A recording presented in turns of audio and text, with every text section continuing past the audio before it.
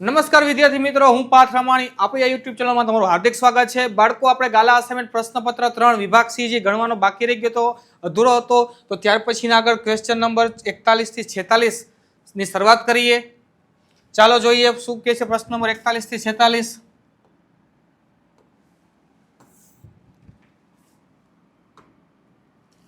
તમને આપેલું છે અહીંયા PQ એ 5 સેન્ટીમીટર ત્રિજ્યાવાળા વર્તુળની 8 સેમી લંબાઈવાળી જીવા છે.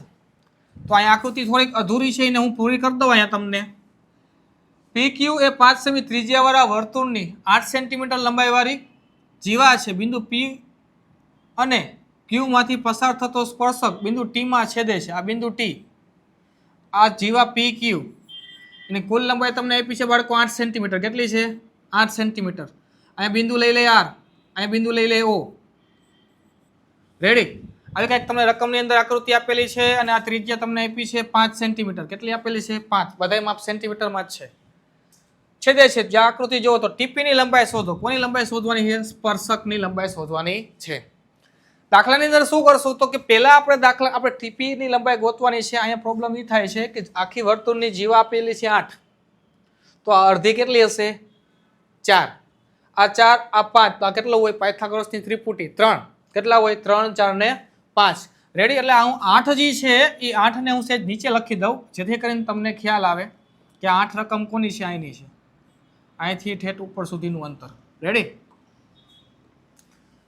તો આ આખું 8 હોય તો આ કેટલું હશે બાળકો? 4. ગાણિતિક રીતે લખવું તો લખી શકાય. શું લખાય? તો લખાય PR પ્લસ RQ બરાબર PQ. આ બે કેવા છે? સરખા છે. બે અંતર કેવા હશે? સમાન. તો લખાય PR 2PR બરાબર 8, PR બરાબર 8/2, PR બરાબર 4. આ ક્યાંથી લખ્યા મેં? તો હું કહી શકું PR બરાબર RQ. કિંમત મૂકી, બીજું કઈ કર્યું નથી. રેડી?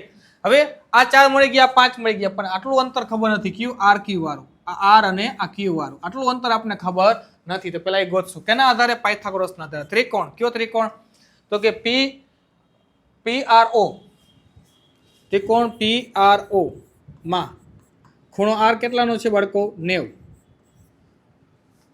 પાયથાગોરસના પ્રમેય મુજબ કર્ણ કોણ થાય? તો કે 90 અંશનો ખૂણો આ છે, 90 ની સામેનો કોણ થાય? કર્ણ, એટલે કે PO. તો લખીશ PO નો સ્ક્વેર બરાબર PR નો સ્ક્વેર પ્લસ RQ નો સ્ક્વેર. સોરી, RO નો સ્ક્વેર. Q નથી ક્યાંય, બાય મિસ્ટેક. PR નો સ્ક્વેર પ્લસ PO નો સ્ક્વેર અથવા તો RO નો સ્ક્વેર. જોઈ લેજો, તમને ખબર જ છે. બરાબર? નાના મોટી મારાથી ભૂલ થશે. કર્ણ કેટલા છે? 5 નો વર્ગ. PR કેટલા છે? 4 નો વર્ગ. RO આપણે ખબર નથી, એનો સ્ક્વેર એમનો. 5 નો વર્ગ 25 બરાબર 4 નો વર્ગ 16 પ્લસ RO નો સ્ક્વેર. 25 માઇનસ 16 બરાબર RO નો સ્ક્વેર. કેટલા વધ્યા? 9 બરાબર RO નો સ્ક્વેર. 3 બરાબર RO. RO કેટલા મળ્યા તમને? અથવા OR, તમે જે પણ કહો તે બંને ચાલે. આ કેટલા મળ્યા તમને? 3 મળ્યા. કેટલા મળ્યા? 3. એ અલગ અક્ષરે તમને લખી દો. હવે આપણે શું કરવાનું છે તો કે મારે સ્પર્શકની લંબાઈ ગોતવાની છે. કોની લંબાઈ ગોતવાની છે? સ્પર્શકની. તો હું શું કરીશ? આ બે ત્રિકોણ ત્યાં જુઓ તો, અહીંયા જરાક તમે જરાક જુઓ તો, એકવાર તમે નજર તો નાખો. એકવાર નજર નાખો. PQ, સોરી, Q ક્યાંથી આવી જાય છે? બહુ વધારે વખત લીધો એટલે છે. PR O અને આ T, બેની અંદર બાળકો જુઓ તો, એકવાર તમે જુઓ તો R 90 અંશનો છે કે નહીં? છે ને? તો હું આમ લખી નાખું. શું લખું? તમે કહો ને મને, શું લખું? કાંઈ નહીં સાહેબ. ત્રિકોણની એક નિશાની કરવી પડે, એમાં ન હાલે સાહેબ. તમારું મારું ગણિતમાં હાલતું હોય તો અમે આખું સિલેબસ જ કાઢી નાખી. ત્રિકોણ TRP બેની અંદર ખૂણો R 90 અંશનો છે એટલે, અને ત્રિકોણ PRO, શું? PRO માં આ બંને ત્રિકોણમાં ખૂણો R બાળકો કેટલાનો છે? જુઓ તો જરાક, એકવાર જુઓ તો. 90 અંશનો છે. કેટલાનો છે? 90 અંશનો. પ્લસ PR બાજુ બંનેમાં આવે છે. PR બાજુ શેમાં આવે છે? બંનેમાં છે બે ત્રિકોણ કેવા થાય જો તો જરાક સમરૂપ થાય ત્રિકોણ TRP સમરૂપ ત્રિકોણ PRO રેડી મારે શું ગોતવાનું છે તો કે મારે ગોતવાનું છે TP તો હું પહેલું અને છેલ્લું લઉં છું જોજો TP નો વર્ગ સોરી ખાલી TP પહેલું અને છેલ્લું તો પહેલું અને છેલ્લું કોણ આવશે PO આવશે પછી PR પહેલું અને છેલ્લું બીજું અને RP બીજું અને ત્રીજું તો આમાં RO રેડી TP ની ખબર નથી આપને તો TP એમને રાખી દઈ PO નો ઉલ્પાદ જવા દે ગુણ્યા RP પાથરામાણી છેદમાં RO PO કેટલા છે જુઓ તો PO 5 છે RP કેટલા છે RP 4 છે RO કેટલા છે 3 હમણાં જ મેળવ્યા તો લખાય 20/3 તો TP ની લંબાઈ તમને કેટલી મળી જુઓ જરાક 20/3 સેન્ટીમીટર શેમાં એકમ આપ્યો છે સેન્ટીમીટર તો સેમીમાં લખશું આ પણ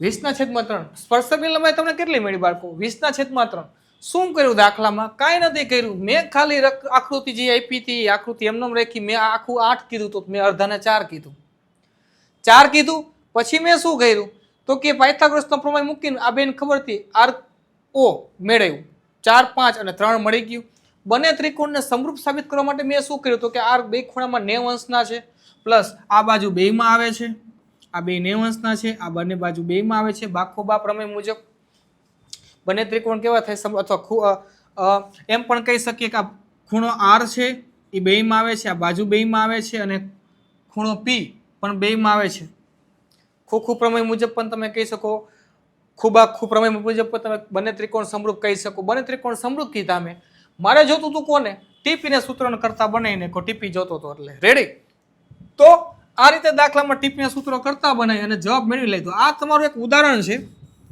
આ પણ ઉદાહરણનો દાખલો છે બાળકો અને આ છે ચેપ્ટર નંબર સ્પર્શક વાળું 10મા ચેપ્ટરનો દાખલો છે 10મા ચેપ્ટરના ઉદાહરણનો દાખલો છે ચોથું ઉદાહરણ લગભગ છે મારા ખ્યાલ પ્રમાણે બહુ ખાસ મને યાદ નથી રેડી થોડુંક તમને ટફ લાગશે એમાં તમે જોશો ત્યારે પણ આમાં તમને મેં સરળતાથી સમજાવી દીધું છતાંય ન સમજાય તો મને કોમેન્ટ બોક્સમાં જણાવજો રેડી જોઈ લ્યો લઈ લો સ્ક્રીનશોટ તો ત્યાર પછી જોઈએ નવો દાખલો દાખલા નંબર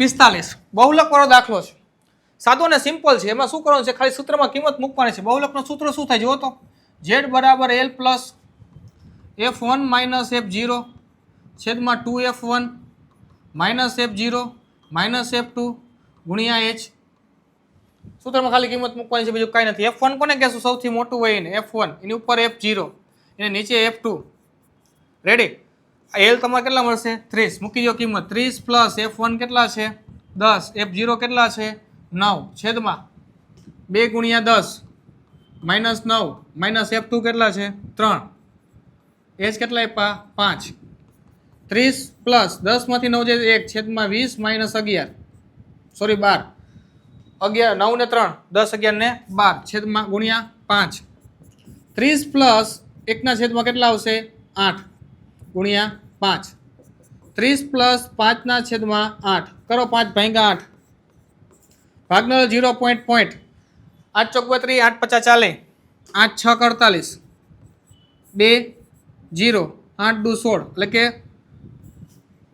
z બરાબર 30 પ્લસ 0.62 0.62 z બરાબર તમારો જવાબ આવશે 30.62 કેટલો આવશે તમારો જવાબ આવશે 30.62 બહુલક ગોતવાનો કીધો છે બીજું કાંઈ છે નહીં એકદમ સાદો ને સિમ્પલ દાખલો છે લઈ લ્યો સ્ક્રીનશોટ જોઈ લ્યો કાંઈ દાખલામાં વાંધા વાંચકા લાગે તો જણાવો રેડી